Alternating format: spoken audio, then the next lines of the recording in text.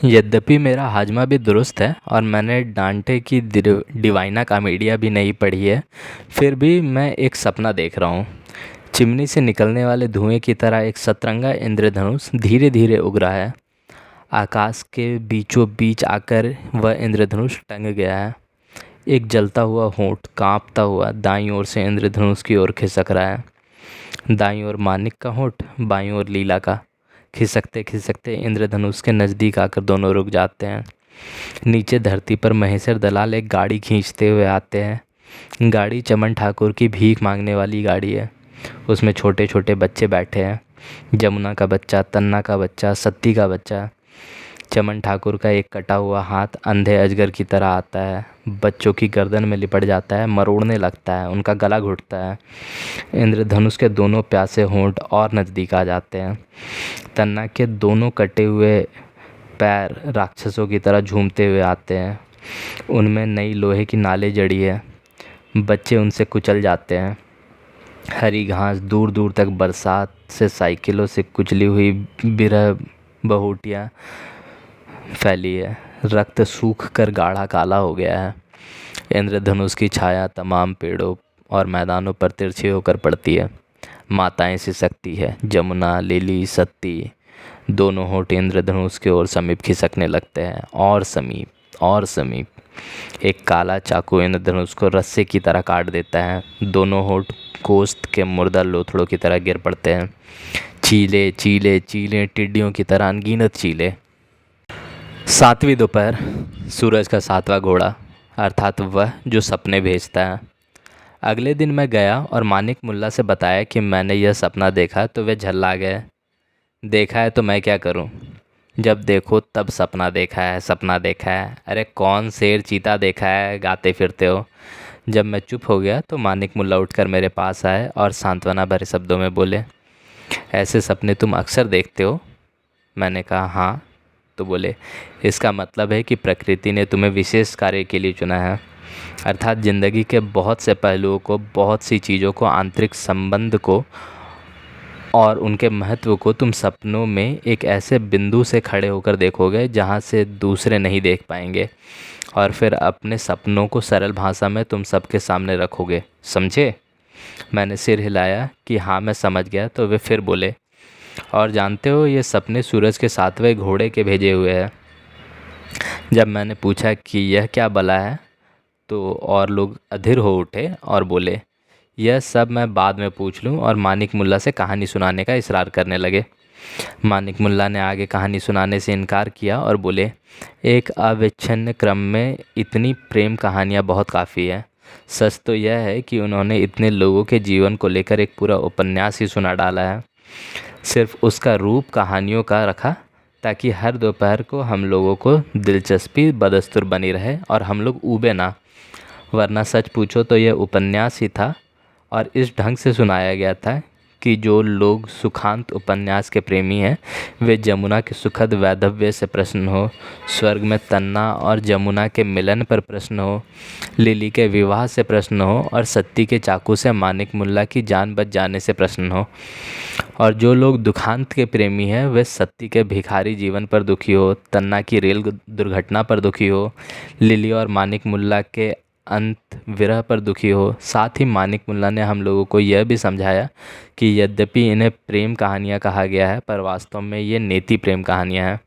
अर्थात जैसे उपनिषदों में यह ब्रह्म नहीं है, नेति नेति ना रहकर ब्रह्म के स्वरूप का निरूपण किया गया है, उसी तरह इन कहानियों में यह प्रेम नहीं था, यह भी प्रेम नहीं है था, यह भी प्रेम नहीं था कहकर प्रेम की व्याख्या और सामाजिक जीवन में उसके स्थान का निरूपण किया गया था। सामाजिक जीवन का उच्चारण करते हुए मानिक मुल्ला ने फिर कंधे हिलाकर मुझे सचेत किया और बोले, तुम बहुत सपनों के आदी हो। तुम्हें यह बात गिरह में बांध लेनी चाहिए कि जो प्रेम समाज की प्रगति और व्यक्ति के विकास का सहायक नहीं बन सकता वह निरर्थक है।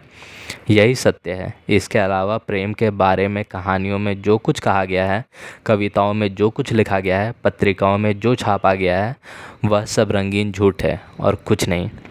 फिर उन्होंने यह भी बताया कि उन्होंने सबसे पहले प्रेम कहानियाँ इसलिए सुनाई कि वह रूमानी विभ्रम हम लोगों के दिमाग पर ऐसी बुरी तरह छाया हुआ है कि इसके सिवा हम लोग कुछ भी सुनने के लिए तैयार ना होते।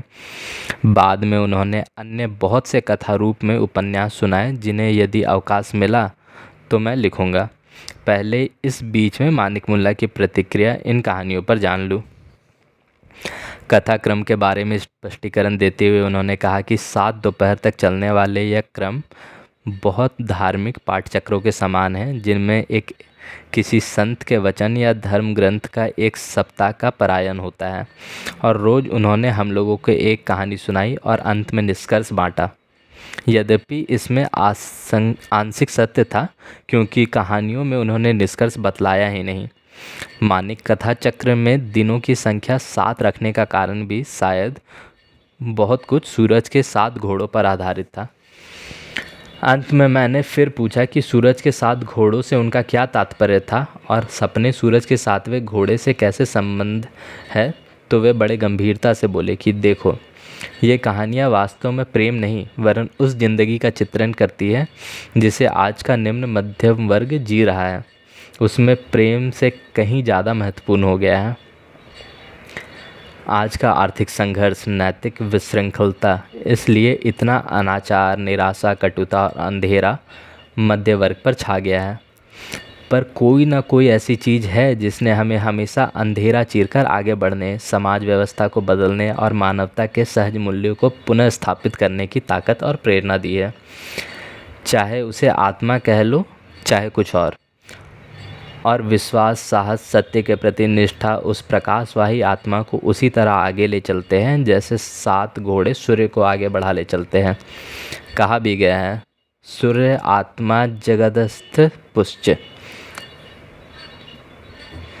तो वास्तव में सूर्य के रथ को आगे बढ़ना ही है। हुआ यह कि हमारे वर्ग विगलित, अनैतिक, भ्रष्ट और अंधेरे जीवन की गलियों में चलने से सूर्य का रथ काफ़ी टूट फूट गया है और बेचारे घोड़ों की तो यह हालत है कि किसी की दुम कट गई है तो किसी का पैर उखड़ गया है, तो कोई सूख कर ठठरी हो गया है, तो किसी के खुर घायल हो गया है।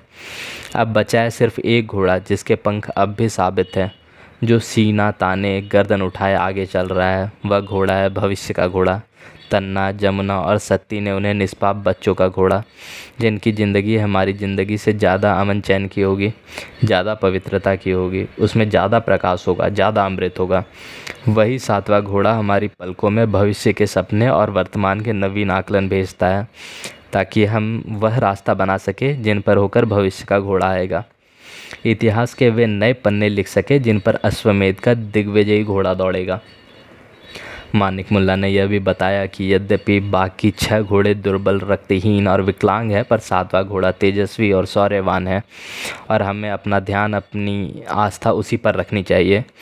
मानिक मुल्ला ने इस बात को ध्यान में रखते हुए मानिक कथा चक्र की इस प्रथम श्रृंखला का नाम सूरज का 7वां घोड़ा रखा था।